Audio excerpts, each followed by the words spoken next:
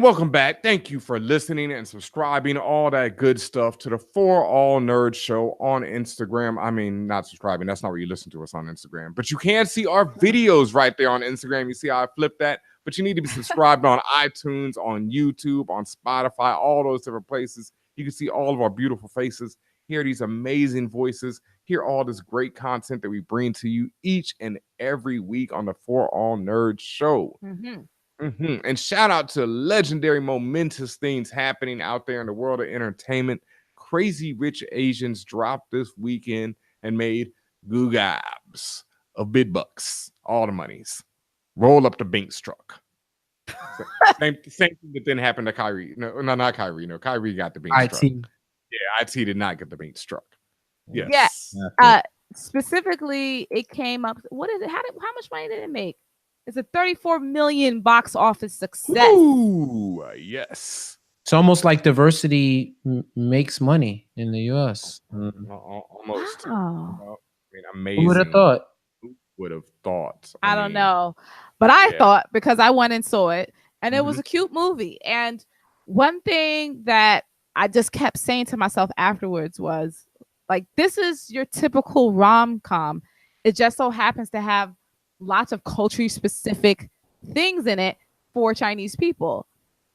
And there are people out there that still have a problem with that. And I'm just like, if you stripped away everything that made it specifically Crazy Rich Asians, it's a rom-com at the end of the day. And it follows a lot of the same patterns, tropes, storylines as other rom-coms. So what's the real issue?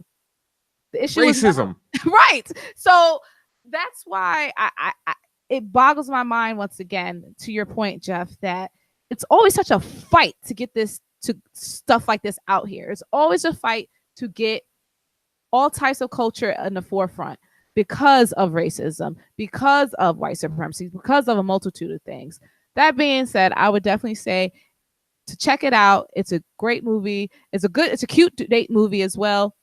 There was lots of different people in the theater enjoying it. I enjoyed it. So definitely bigs up to John M. Chu and the rest of the, he's the director, but the rest of the Crazy Rich Asians cast, they did a great job. Facts. I mean, straight up and down. I'm glad to hear that. I haven't got a chance to see it yet.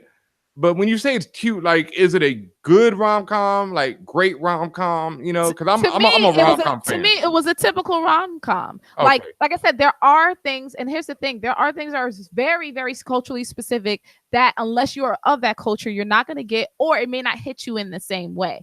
Just like there were certain things, even though Black Panther, for instance, people like to draw that line between the two, and I'm only doing that because it just simplifies the argument.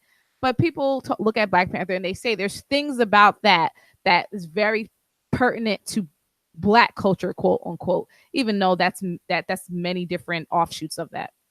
There's lots of different things that are very pertinent to different facets of Asian culture that are in Crazy Rich Asians that I myself may not pick up on because I am not of that culture. But people who are of that culture will pick up on that. And in fact, you may be able to read some of that if you actually Google and read some of the editorials done by people with Asian backgrounds who reviewed the movie or talked about some of the things that they found in the movie, the patterns and things. Like, they talked about that. There's certain things that are just specifically of that culture that they picked up on and they enjoyed seeing presented. Like I said, it's a typical rom-com. It follows that same formula. It has a lot of the same patterns that you've seen in movies over the years. So that's what I mean when I say it's cute. It reminds me of a lot of the rom-coms that I love.